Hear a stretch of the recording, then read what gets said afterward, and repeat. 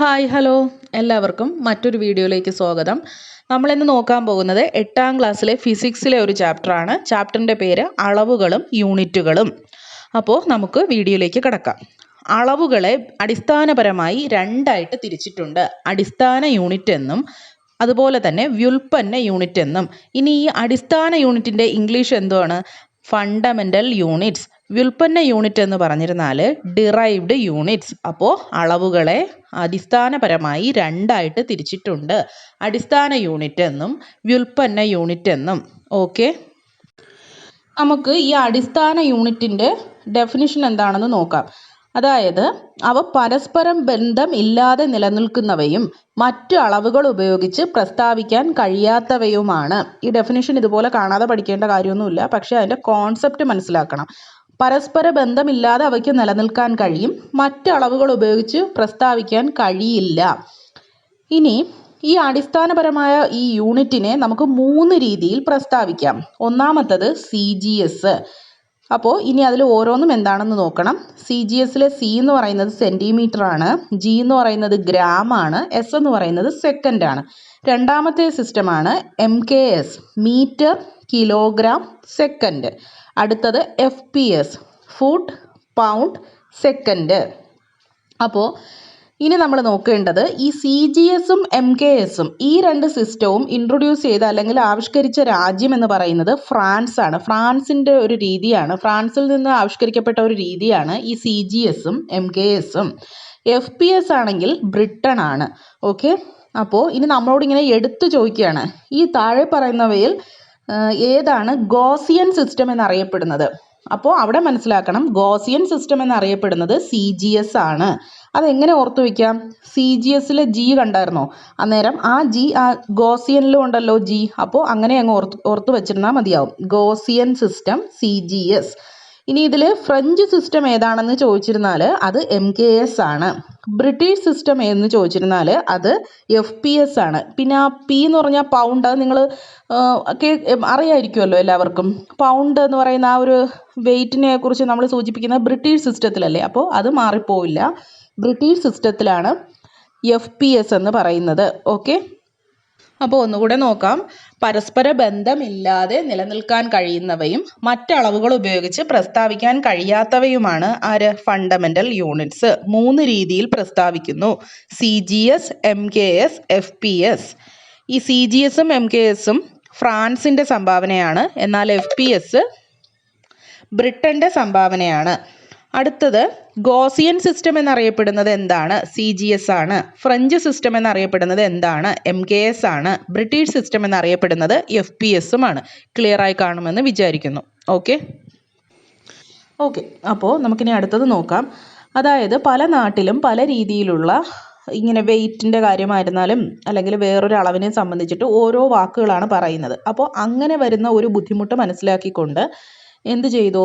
System international എന്ന് പറയുന്ന അല്ലെങ്കിൽ ഇൻ്റർനാഷണൽ സിസ്റ്റം ഓഫ് യൂണിറ്റ്സ് ആ ഒരു പദ്ധതി ആവിഷ്കരിക്കപ്പെട്ടു. അതിൽ ആഗോള അംഗീകാരം ലഭിച്ചിട്ടുള്ള പദ്ധതിയാണ് system international system of units. അതായത് പറയുന്ന കാര്യങ്ങളുടെ എല്ലാം കൂടി ഏകോപിപ്പിച്ചുകൊണ്ടുള്ള ഒറ്റ അളവുകളുടെ സംവിധാനം. ഓക്കെ, അപ്പോൾ ഇതിൽ അടിസ്ഥാന അളവുകൾ 7 ആണ്. ഇപ്പം ഇങ്ങനെ ചോദിക്കുകയാണ്, സിസ്റ്റം ഇൻ്റർനാഷണൽ അല്ലെങ്കിൽ ഇൻ്റർനാഷണൽ സിസ്റ്റം ഓഫ് യൂണിറ്റ്സിൽ അളവുകൾ എത്ര? അതൊരു റിലവൻ്റ് ആയിട്ടുള്ള ഒരു ക്വസ്റ്റ്യൻ അല്ല. കാര്യം ഓരോ വർഷവും ഓരോ കണ്ടുപിടുത്തങ്ങൾ നടന്നിട്ട് അളവുകൾ ഇങ്ങനെ കൂടിക്കൊണ്ടിരിക്കുകയാണ്. അതിലേക്ക് ആ ചാർട്ടിലേക്ക് ആഡ് ചെയ്യപ്പെടുന്ന കാര്യങ്ങൾ ഇങ്ങനെ കൂടിക്കൊണ്ടിരിക്കുകയാണ്. പക്ഷേ അടിസ്ഥാന അളവുകൾ എത്ര എന്ന് ചോദിച്ചിരുന്നാൽ അതിന് കൃത്യമായിട്ടൊരു ഉത്തരമുണ്ട്. അത് 7 ആണ്. അതിൽ 7 എണ്ണം എന്ന് പറയുന്നത് MKS + 4 അതാണ് അതിൻ്റെ കണക്ക്. MKS + 4 ആ 4 എണ്ണം ഏതൊക്കെയാണെന്ന് നമുക്ക് നോക്കാം. അതിനു മുമ്പ് ഒരു ചെറിയ കാര്യം പറയട്ടെ. ഇപ്പോൾ ഈ അടിസ്ഥാന അളവുകളിൽ 2 എണ്ണവും കൂടെ ആഡ് ചെയ്തിട്ടുണ്ട്. അത് ഏതൊക്കെയാണെന്ന് നോക്കാം. റേഡിയനും സ്റ്റെറിഡിയനും. ഈ റേഡിയൻ എന്ന് പറയുന്നത് നിങ്ങൾ ആ ചിത്രം ഒന്ന് നോക്കുക.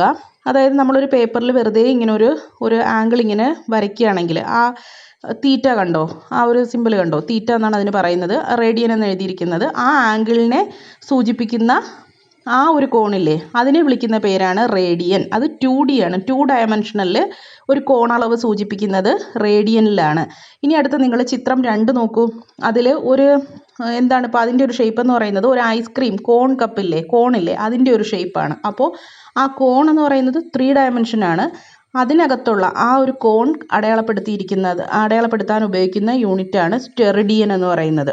അപ്പോൾ 2 ഡയമെൻഷനിൽ റേഡിയനും 3 ഡയമെൻഷനിൽ സ്റ്റെറിഡിയനും. ഓക്കെ, ക്ലിയർ ആയി കാണുമെന്ന് വിചാരിക്കുന്നു.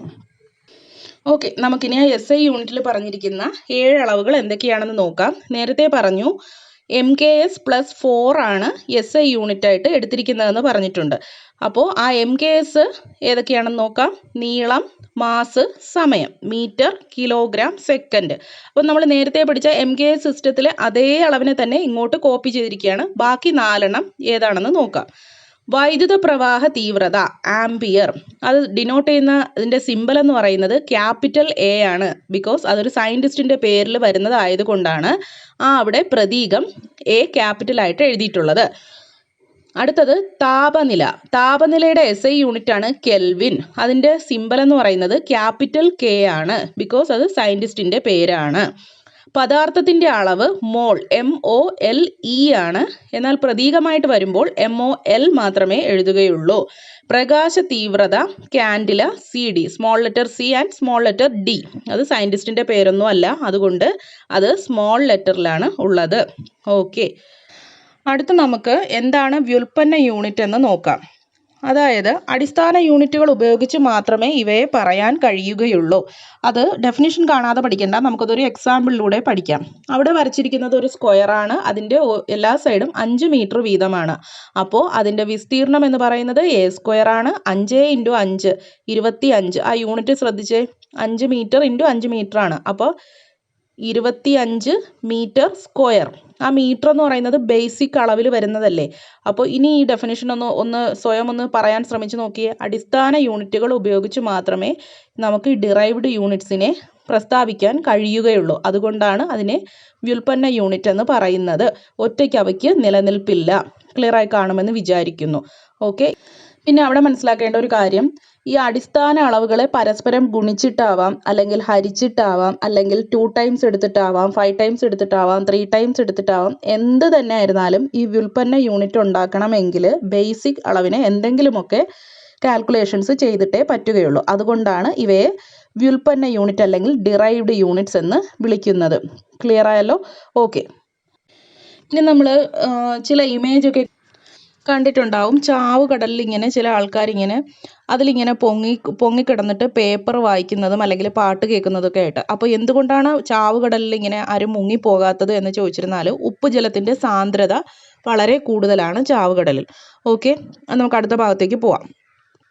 അടുത്തത് നമുക്ക് നോക്കാനുള്ളത് എന്താണ് അസ്ട്രോണമിക്കൽ യൂണിറ്റ് എന്നതിനെ കുറിച്ചാണ്. അപ്പോൾ നമുക്കറിയാം ഗ്രഹങ്ങൾ തമ്മിലൊക്കെയുള്ള ദൂരം, അല്ലെങ്കിൽ ഒരു ഗ്രഹവും ഒരു നക്ഷത്രവും തമ്മിലുള്ള ദൂരം നമ്മൾ ഈ ലെങ്ത് അളക്കുന്നതിൻ്റെ ബേസിക് യൂണിറ്റായ മീറ്റർ വെച്ചിട്ട് അളക്കുകയാണെങ്കിൽ എന്തെങ്കിലും അതിനൊരു അവസാനം ഉണ്ടാവുമോ?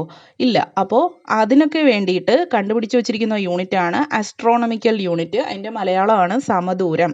ഓക്കെ, അപ്പോൾ ഗ്രഹങ്ങൾ തമ്മിലോ അല്ലെങ്കിൽ ഒരു ഗ്രഹവും ഒരു നക്ഷത്രവും തമ്മിലുള്ള ദൂരം കണ്ടെത്തുന്നതിന് ഉപയോഗിക്കുന്ന യൂണിറ്റാണ് അസ്ട്രോണമിക്കൽ യൂണിറ്റ്. അടുത്തത് ലൈറ്റ് ഇയർ. നക്ഷത്രങ്ങൾ തമ്മിലുള്ള അകലം പ്രസ്താവിക്കുന്നത് ലൈറ്റ് ഇയറിലാണ്. പാർസെക് എന്ന് പറയുന്നത് ഗാലക്സികൾ തമ്മിലുള്ള ദൂരം അളക്കുന്ന യൂണിറ്റ്. അപ്പോൾ നീളം അളക്കുന്നതിൻ്റെ ഏറ്റവും ബേസിക് യൂണിറ്റ് മീറ്ററും ഏറ്റവും വലിയ യൂണിറ്റ് പാർസെക്കുമാണ്. ഓക്കെ, നമുക്ക് ഇനി നോക്കാനുള്ളത് സമുദ്ര ഗതാഗതത്തെയും അതുപോലെ തന്നെ വ്യോമയാനത്തെയും കുറിച്ചുള്ള 1-2 പോയിന്റാണ്. അതുകൂടി നോക്കാം. ഈ സമുദ്ര ഗതാഗതത്തിലും അതുപോലെ തന്നെ വ്യോമയാനത്തിലും ദൂരം പ്രസ്താവിക്കുന്നത് നോട്ടിക്കൽ മൈൽ എന്ന് പറയുന്ന യൂണിറ്റിലാണ്.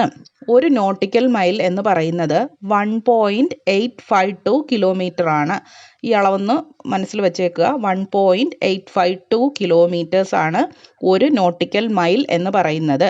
എന്നാൽ കപ്പലുകൾ, വിമാനം എന്നിവയുടെ വേഗത അളക്കുന്ന യൂണിറ്റ് എന്ന് പറയുന്നത് നോട്ടാണ്. ഇത് അങ്ങോട്ടും ഇങ്ങോട്ടും മാറിപ്പോകാനായിട്ട് നല്ല സാധ്യതയുണ്ട്. ഒന്ന് ദൂരമാണെങ്കിൽ നോട്ടിക്കൽ മൈലും, ഇവയുടെ വേഗതയാണെങ്കിൽ നോട്ടുമാണ്. ഓക്കെ, അപ്പോൾ അതൊന്ന് ശ്രദ്ധിക്കുക.